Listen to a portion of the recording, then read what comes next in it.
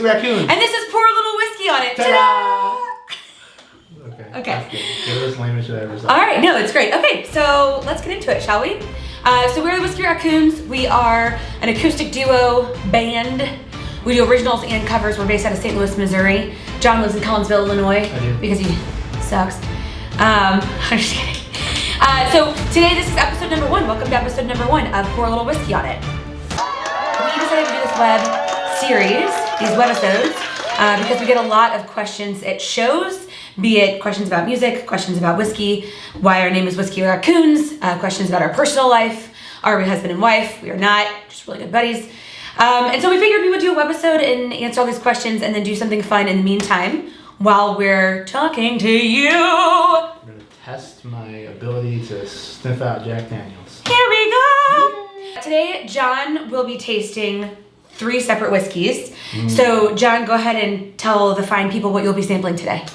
The first one is Wood Hat, which I believe is made here in Missouri. It actually has a Missouri sticker on it. I may have had this at an event before. I'm not positive, so I'm excited about that. The second one I actually just saw on the shelf and thought it looked really cool. Mitcher's Single Barrel Straight Rye.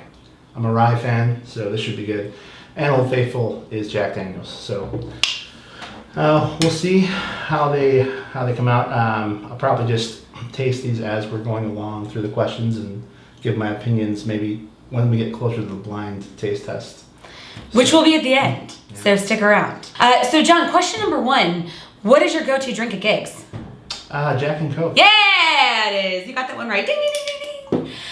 John will be doing that. I, on the other hand, because I am McPreggerson, very excited, will be tasting some non-alcoholic beverages.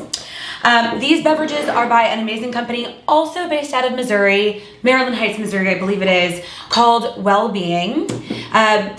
Quick disclaimer, I was given permission to sample non-alcoholic Well-Being beers by my doctor. I did ask him. So if anyone has a question, I hope that's the answer to it. Let me tell you a story about Wood Hat. Let's hear it. So Wood Hat is a local whiskey company, local whiskey distillery, and I've been into their venue. It's awesome. You should definitely check it out. I love it. And the gentleman who, I guess I would say owns the distillery or is kind of the front man of the distillery, maybe both, he legitimately makes these amazing wood hats. They are hats completely made out of wood. I don't know how he does it. It's incredible. So stop by the distillery, get this bourbon because I think it's awesome. I tasted it before I was pregnant and it was fabulous, but John, talk to us. The primary thing I'm tasting in this is raisins, oddly enough. Okay, talk to us about why you like whiskey. And I'm gonna open my first non-alcoholic beverage.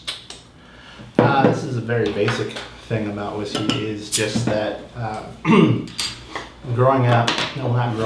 I moved to this area in my early 20s, my friends and I used to drink a lot, and we drink a lot of rum. Used to drink a lot? No. Anyway. We drink a lot of rum, particularly Captain, and we drank a lot of vodka.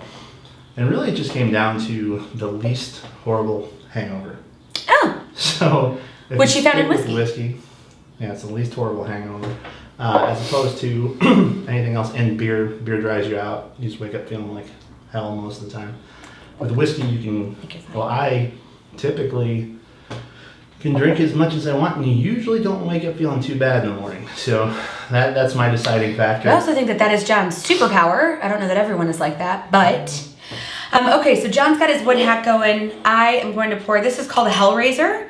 This is from, like I said, the brewery called Well-Being. It is a non-alcoholic beer. It's a dark amber. When I am not carrying a small baby inside of my stomach, am a fan of drinking as well. That's why our band name is the Whiskey Raccoons. And so I love my whiskeys, love my wines, and I love my beers. And so this has been kind of a nice little treat that I might have every once in a while I'm pregnant, since I can't drink. So here we go. Tastes like a beer. I'm sure that's... I would love for you to try this and tell me what you think. Tell me, and let's preface this with, John loves bourbon. Everything else has to be sweet. He's like a green apple martini. What are you trying? You don't like it? Not really. Oh, it's because John You can doesn't tell know there's good no beer. alcohol in that. Yeah, you can tell. So I think Well-Being is amazing. If you do not drink or you're looking for a non-alcoholic alternative, I love Well-Being. I think it's awesome. I also pour cranberry juice into a wine glass and pretend that that's wine. Right. If I do drink beer, it's usually Guinness. That's the one staple. That's the redhead in him. I guess Irishman. That could be it too. Bourbon and Guinness. So. John got a little antsy and broke into his second bottle. So John, how we doing? It's good. It's a good dry whiskey. So. Do you know what this means? That's an Italian swear gesture. So what do you think?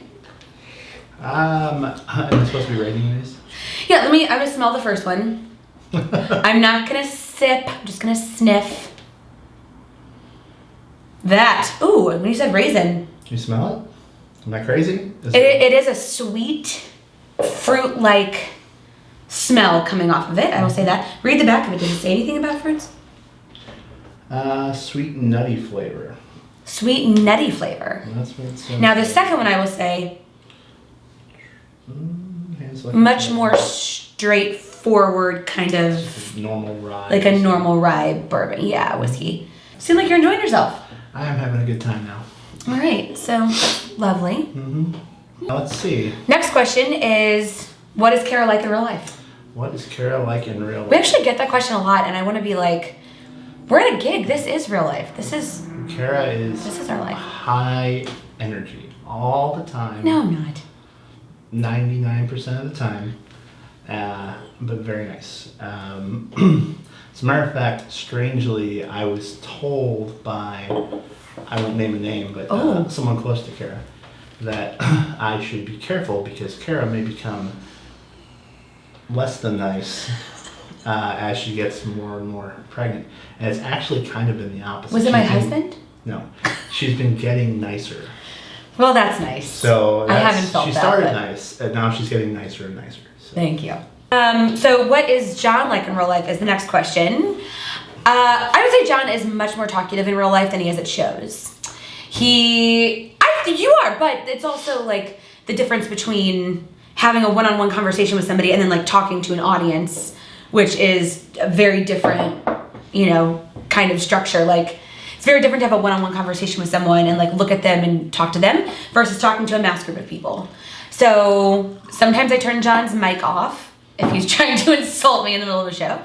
But he's much more talkative, super nice guy. Okay, the final tasting that I'm going to be doing today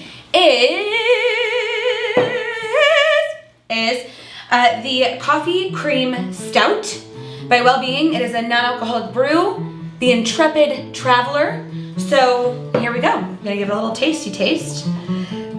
So far coming out of the can, it looks amazing, a little thicker. So here we go. John, you excited for me? Go for it.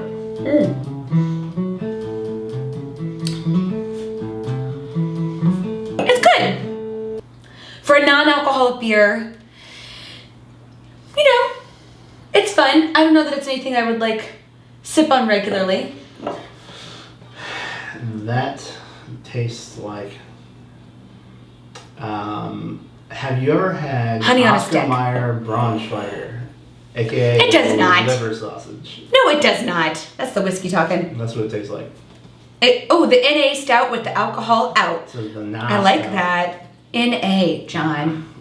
Anyway, I think that's great. My favorite is still the Hellraiser. I think that this is the best Well-Being beer that they brew, and it's great. What we're gonna do is John's blind tasting. So John, if you would please drop your guitar. Do I have to?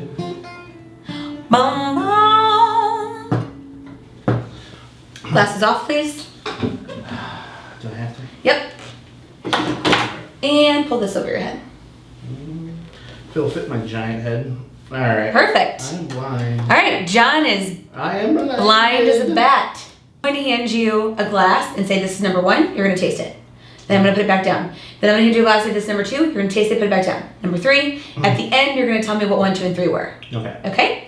For everyone at home that can see, we are going to choose, and John, you for sure can't see. I promise How many you. fingers am I holding up? Your mother, I don't know. Just take a guess and see if you're psychic. 4? Ooh, no, you suck. Okay, so go ahead and taste number 1.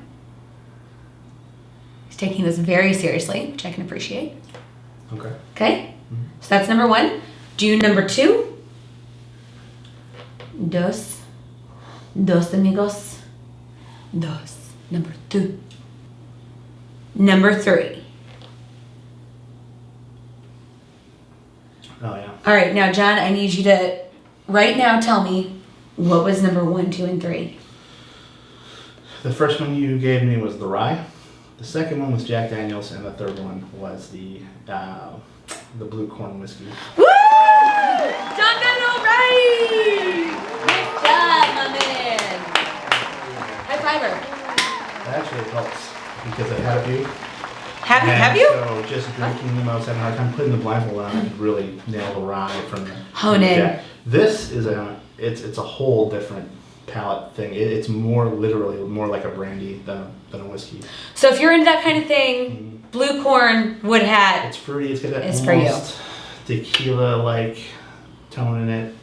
Oh, sassy. Yeah. So we just want to say thank you so much for watching. This was our very first webisode of Pour a Little Whiskey on It. We're the Whiskey Raccoons. I'm Kara. I'm John. And we want to wish you a whiskey of a good night.